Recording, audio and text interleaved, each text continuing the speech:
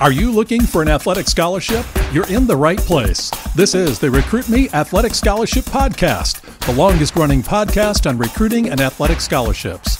We're here to help your family navigate the recruiting road all the way to an athletic scholarship. He's a recruiting expert and a dad of a D1 athlete and a high school athlete pursuing a scholarship. With a wealth of experience to share, here's Recruit Me CEO, Brent Hanks. Hello and welcome to the Athletic Scholarship Podcast, episode 229. As one of the final podcasts in 2020, we are going to end on a great note with an interview with John Fugler. John is the founder of Recruit Me and the Athletic Scholarship Podcast. He started doing recruiting education in 2002 and is responsible for putting together all the Recruit Me resources. This podcast, the recruitme.com website, the Recruit Me 3.0 scholarship system, and two great books, the Athletic Scholarship Playbook and the Athletic Scholarship 24-month Recruiting Planner and Journal. I bought Recruit Me from John in June of this year, and he has been a great help to me anytime I have texted, emailed, or called him.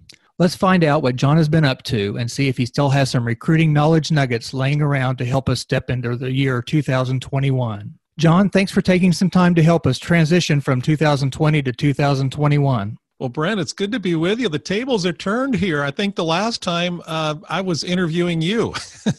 I was thinking about that, and I'm kind of enjoying this. Been listening. You've done a great job. I really enjoy the guests, the detail you go into, the help you give people. In fact, the content that you're presenting on the podcast is really better than what I was doing. I appreciate you, the preparation and everything you've been doing to bring good information to families. Well, I don't know that it's better, but I did learn a lot from you, listening to you, and in the last couple months that you've helped me. So what have you been doing since retiring from Recruit Me? Well, I've been doing writing and radio, so 2 R's. Oh, no, wait a minute. A W and an R. Yeah, okay. Spell check. Yeah.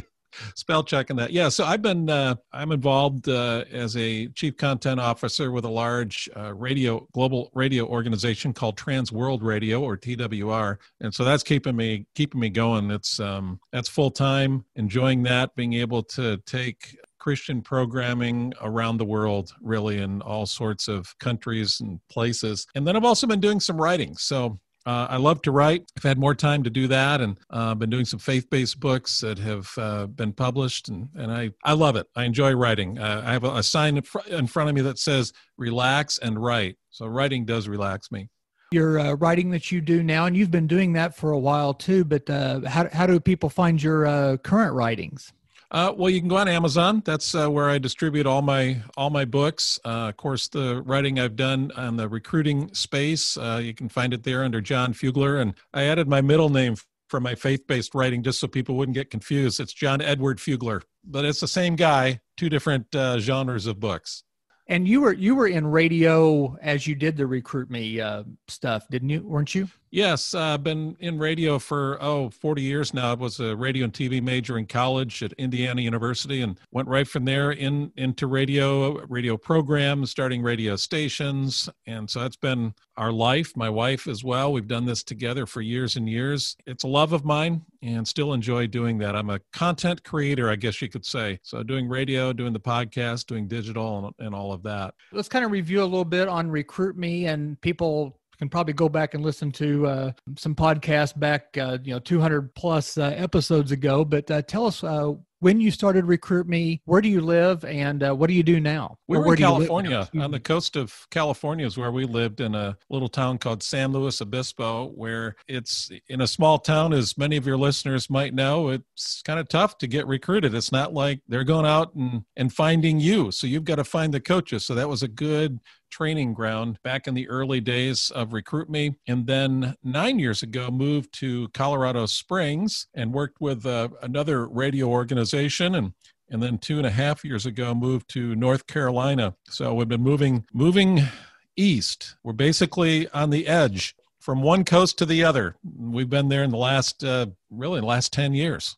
Briefly tell us how how you were inspired to start Recruit Me and when you got it started. Well, I guess you could say we were a mess, like a lot of the families that get into the recruiting space, wondering, what do we do now? How can I get my son or daughter noticed? What is this recruiting world like? I'm reading online and seeing on TV all these athletes that are getting signed. How did all that happen? We didn't know. We then dove into it when our sons were in high school. Our daughter was just graduating and she was in college. So we had one in college already, not in sports, but our twin sons, we said we need to get them scholarships. They need to get themselves scholarships. We all need to just jump in together and get this thing done because we're not going to be able to afford college. So we learned, somebody took us under their wing and we went through a process that landed them fully paid educations at the school of their choice.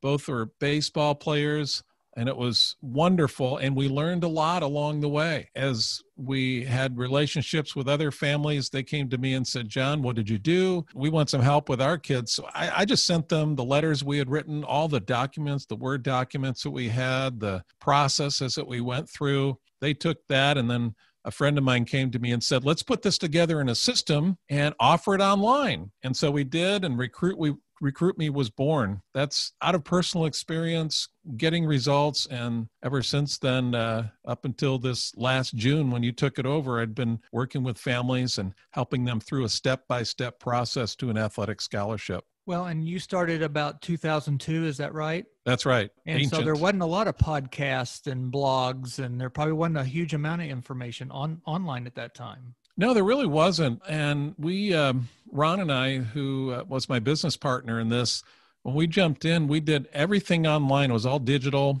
We had also printed materials as well that people could order. It was the beginning of really online business. And we were there at the beginning, and it was neat to see how quickly it grew and how you could reach the whole country and the whole world, really. We've had people all over the world who have used the Recruit Me system. It was new back then, and now there's, of course, so much more activity online when it comes to recruiting. Many of the Recruit Me families and myself, we may have multiple kids, but twins were kind of a challenge, weren't they? Well, especially when at first they were looking to go to two different places, perhaps. So you're really you have to do twice as much work, of course. And we did, but it was really a partnership. We were kind of, as you know, kind of like the secretary, the admin, in getting back then, the paperwork out and the phone calls that were coming in and all of that. Now it's, of course, the digital world, but you still have to keep it all organized. And we felt that was our job as parents, but our kids really needed to put forth the effort to personally contact the coaches, take those phone calls. We couldn't just become their agents, really. They needed to get personally involved. But it was pretty interesting with two kids going through this process. Since I've kind of taken over, I talk about my sons ad nauseum, I've said. So tell us about your twin sons and what they're doing now and about families. Boy, between the two of them, we've got 8 grandchildren now. So they've gotten married, having kids. They've got kids that are growing, and they're spending time with them on the field, on the court. It's kind of funny because with the grandkids, some of them I look back and I say, wow, this is the age that I started working with our sons and our daughter when they were playing soccer and baseball, and it's just it's funny to watch that. Yeah, they got families of their own. They're keeping busy. One is in the Air Force. The other works for the airlines. They both went to the Air Force Academy. They're doing well. It's been quite an adventure for them, and who knows, they may end up doing a lot of coaching themselves. With 8 grandkids, I've got a recruiting system that I could probably sell you down the road. Yeah, and you probably know more than I do now, and you will as the years go by, because this whole recruiting world is changing. We'll probably work that out when that time comes. Can I get a discount? Yeah, maybe we can work that quantity out. Discount. Hey, John, since being away from Recruit Me, have you had any new revelations in recruiting? Anything that just came to you since you left? Wow, that's a tough question. I guess the thing that comes to mind is probably something that crosses over into most other areas of life now with COVID, and the need to pivot, the need to do things differently. Things aren't the same, of course, and I'm not sure whether things are going to be the same as they were say, a year ago. And I would even toss that back to you, Brent. And, we talk about recruiting and the changes. And I don't know if you've had revelations, but that's the one that comes to me. And I don't know how to translate that into recruiting right now. However, I believe we got to look at things differently and not just sit around, but start to make that pivot to get your son or daughter recruited. We just can't wait it out here. We've got to do something.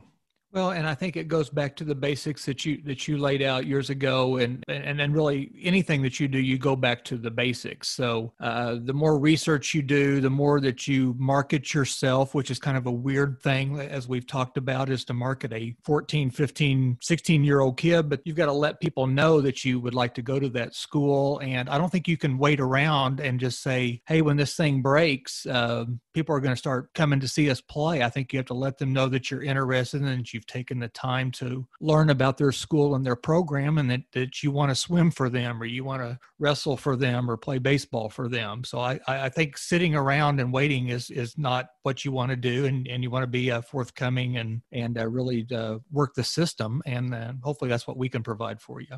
Are you finding that families are putting in a neutral these days? What is it like out there right now? And so as things have kind of hit the brakes, I think people have kind of hit the brakes because they're like, well, coaches can't come and watch us. And I was talking to a gentleman. As a matter of fact, I think next one of my podcasts that'll be before this one is going to talk about getting out there and reaching out to people and not waiting on somebody to contact you. So yeah, I think people have hit the brakes a little bit, and that's really not what you need to do. And maybe that's a New Year's resolution coming up here in 2021 for people. This is a great time of year to really set your goals for the next year, change your thought process, discard some things, and maybe have a fresh perspective on the future, and really have a game plan. I think that's kind of like when you're coming off an injury, isn't it? You have to have a game plan to get back in the game. Well, here we're coming off a major injury that's affected everybody. How do we get back in the game and do it right? That would be a fascinating thing to look at. Well, and most sports probably are going to have full rosters with them giving extra years to athletes there in college. There may be less positions available maybe at the school that you were looking at, but there are hundreds, thousands of schools out there that you can look at all levels, and you just may have to work just a little bit harder to find that perfect fit. And I think if families in general are putting it neutral and are stalled and not sure what to do, that means those who are taking the initiative and really moving forward are going to stand out, have a better chance of success. While everybody else is standing still, if you're getting out of the starting blocks and moving, you're going to get the results. That's exactly, and that's what I've been kind of telling some people is if everybody else is kind of waiting, it doesn't hurt for you to send a couple emails out or a video and just raise your hand. And again, the Recruit Me, that's one thing that we learned as we were using it is you just got to go out and touch schools and colleges and let them know. And when we went through it with Parker, we probably touched about 15 or 20 schools, and we probably should have been touching 40 to 50 schools. And that's hard for people to wrap their heads around. Well, coaches certainly have more time now for recruiting. They do, but they still aren't able to see you, and they're having to adjust how they recruit. So I had a friend of mine that's a Division I basketball coach. This year he's got 8 seniors. Well, all 8 of those seniors have the opportunity to come back. And so he can't recruit. He goes, I can't recruit until the end of the year to see if 6 of them are going to come back, or 5 of them, or all 8. Sure. And then he's going to unfortunately maybe have to have a conversation with 1 or 2 of them, say, we don't really need you back. And then, that's a tough thing, especially this particular coach, which he gets good kids because he's a good guy and good loyal coach. So the coaches are kind of, they're in a quandary too. So, they may be recruiting later, but if you do some research, you might be able to find that out. And all of a sudden, when they thought they had 2 scholarships available, they might all of a sudden have 4, and they needed somebody late. That's where having all your stuff, all your ducks in a row, so to speak, could benefit you. I think of the old adage, Brent, work smarter, not harder. And what you're talking about there is do the research, find out program to program how things stand. Work smarter, and don't just do the shotgun approach. And that's maybe what it calls for these days. If you do your research and do that hard work your freshman and sophomore year and getting your school list together and being prepared, then when it's time to happen, you're prepared, and maybe other people aren't prepared for that. So you really set a good baseline for everybody. And I'm not making any changes really to your program because it's nice and good and basic. And our objective is to give as many free and inexpensive resources to people so they can go get their child, their kid recruited, their student athlete, find a great place. And you guys, and we've had a great experience with our college decisions too for our families. And that's what we want to pass along to other Recruit Me families. Great. So, thank you. Tell us about the 2 books that you have on recruiting that you wrote, and how do you get them, and what are some of the benefits of the 2 books that you have?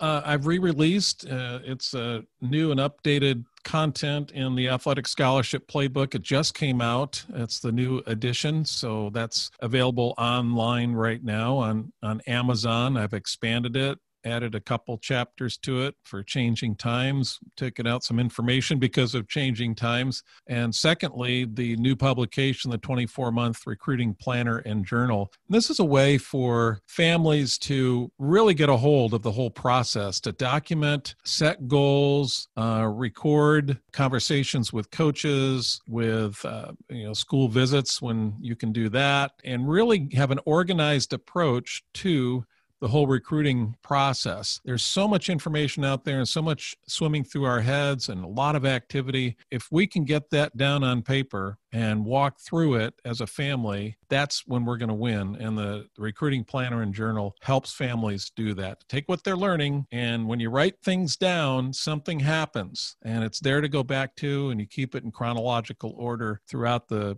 24 months. So that's a new publication that came out, and those 2 publications work hand in hand. They do a great job, and I just did a podcast on visualization and goal setting. And so if you go back a couple episodes, and you can listen to that, and you'll hear more about the planner and journal, and how, again, writing it down does help you visualize what you're going through, and then what helps you visualize maybe what your end goal is going to be whenever you actually get into college. So those are great resources, and you can find those on Amazon, like you said, or we have a link on our recruit-me.com website, and those are very inexpensive resources that can really help a family and save them a lot of time and money and anguish down the road. With the planner and journal, what I have led people to do is to set your goals for the week and action steps that you're going to take for that week. And at the end of the week, see how you've done and set your goals for the next week. You're one small step at a time, and before you know it, you've gone a long distance, and